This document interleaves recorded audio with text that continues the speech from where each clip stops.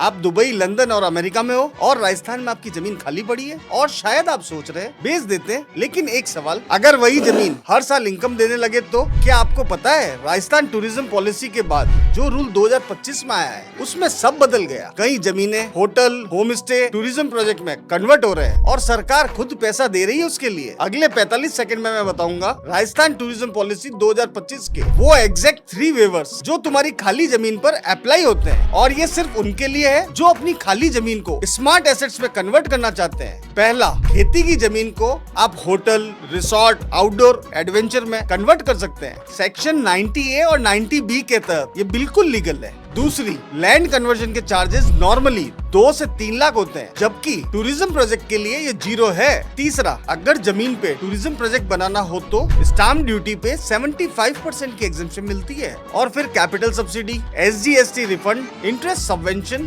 सरकार खुद हेल्प कर रही है क्योंकि टूरिज्म बढ़ाना चाहती है। इसका मतलब तुम्हारी खाली जमीन तुम्हारी इनकम का सोर्स बन सकती है। अगर आप भी अपनी खाली जमीन पे टूरिस्ट के लिए कुछ बनाना चाहते हो तो कमेंट में कन्वर्ट लिख देना, मैं पूरी गाइड DM कर दूंगा।